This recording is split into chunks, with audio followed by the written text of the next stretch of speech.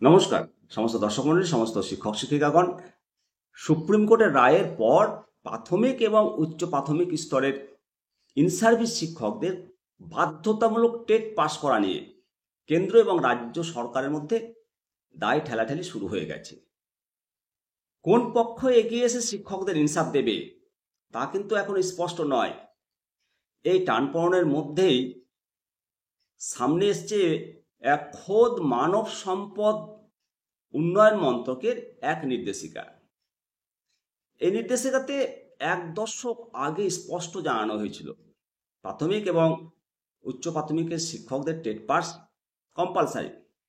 সেখানে আরও বলা হয়েছিল 2015 সালের 31শে মার্চ প্রথম থেকে অষ্টম শ্রেণীতে কর্মরত সমস্ত শিক্ষকদের শিক্ষার অধিকার আইন 2009 মেনে টেট পাস 4 বছরের মধ্যে করতেই হবে।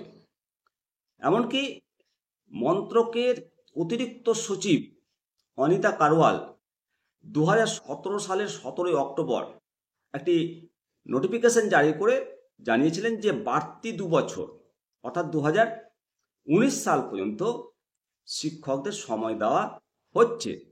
পরপর দুটো নির্দেশিকার পরেও কেন গুরুত্ব দেওয়া হয়নি, এ নিয়ে তো প্রশ্ন উঠবেই।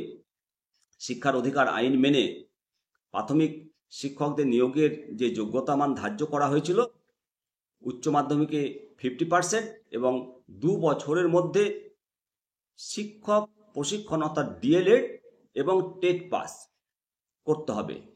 উচ্চ প্রাথমিক নিয়োগের ক্ষেত্রে অবশ্য শিক্ষাগত যোগ্যতা স্নাতকে 50% নাম্বার লাগবে।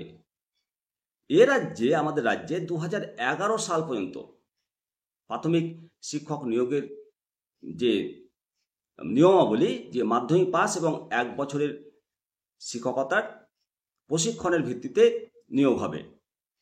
বাম জামানাতে তো বটেই, এমনকি রাজনৈতিক পালা বদলের পরেও শিক্ষকদের শিক্ষকতার প্রশিক্ষণ ছাড়াই হাজার হাজার প্রাথমিক শিক্ষক নিয়োগ করা হয়েছে।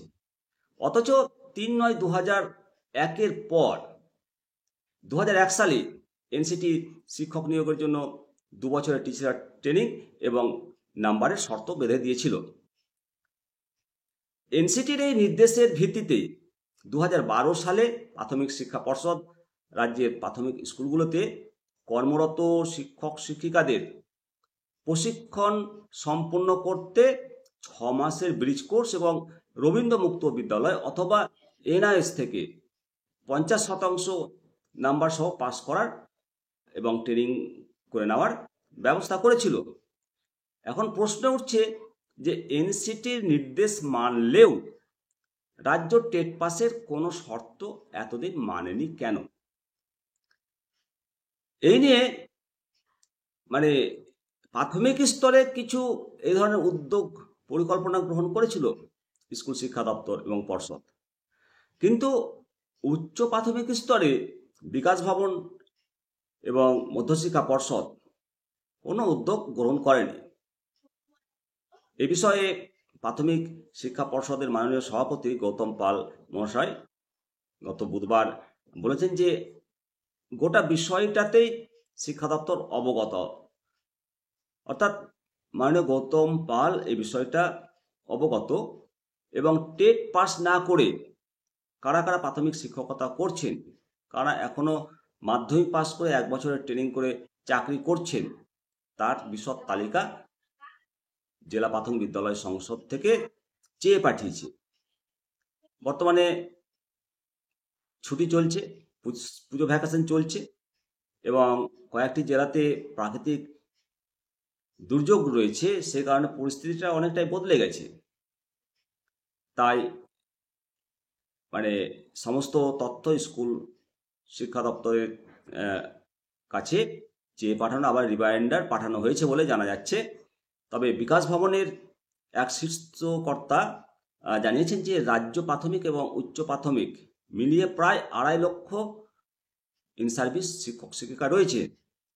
তাদের বিষয়ে সুপ্রিম কোর্টে রিভিউ পিটিশন করা হবে কিনা সেই সিদ্ধান্ত চূড়ান্ত নেবে নবান্নই। অপরদিকে প্রাথমিক শিক্ষকদের সবথেকে জনপ্রিয় সংগঠন উস্তি ইউনাইটেড প্রাইমারি টিচার্স ওয়েলফেয়ার অ্যাসোসিয়েশনের পক্ষ থেকে কিছু পিটিশনার নিয়ে 9-10-2025 তারিখে পশ্চিমবঙ্গের প্রায় সমস্ত জেলা থেকে তারা প্রতিনিধিত্ব করেছেন এবং সুপ্রিম কোর্টের টেট মামলার গত 1-9-2010 রায়ের রিভিউ পিটিশন করেছে তারা। তবে সংগঠনের নাম করে করা হয়নি, পরিস্থিতি দেখে পরে সংগঠনের নামে এই পিটিশন করবেন বলে জানিয়েছে। প্রাথমিক শিক্ষক শিক্ষিকাদের ভরসার এবং মর্যাদা রক্ষা করতে সংগঠন সবসময় উস্তি পাশে থাকবে বলে তারা বার্তা দিয়েছেন। প্রসঙ্গত এটা বলতেই হয় যে উস্তি শিক্ষক সংগঠন এটা বলেছে যে কোনো প্রতিযোগিতা নয়, শিক্ষক শিক্ষিকাদের বিপদে তাদের পাশে দাঁড়ানো এবং এই বিপদ থেকে রক্ষা করার কারণে এই কৌশলগত পদক্ষেপ যেগুলো নেওয়া দরকার সেগুলো তারা নিয়েছে এবং উস্তি শিক্ষক সংগঠন ভবিষ্যতে শিক্ষকদের পাশে থাকবে। তারা ছিল এবং শিক্ষক স্বার্থে প্রচুর তারা আন্দোলনও করেন। উস্তি শিক্ষক সংগঠন যে রিভিউ পিটিশনটা দাখিল করেছে তার ডায়েরি নাম্বারটা আপনাদেরকে বলে দিই, 58339/2025। অ্যাপ্লিকেশন ফাইল ফিল্ড হয়েছে 9-10-2025 তারিখে 12:45 এটা ফাইল হয়েছে। তো এখন এই যে টানাপোড়েন চলছে, এই টানাপোড়েনের মাধ্যমে অনেকেই আপনারা বিভ্রান্ত হয়েছেন যে আমাদের তো 2012-তে নিয়োগ হয়েছে, 2024-এ নিয়োগ হয়েছে, এরকম অনেকেই কোশ্চেন করেছেন।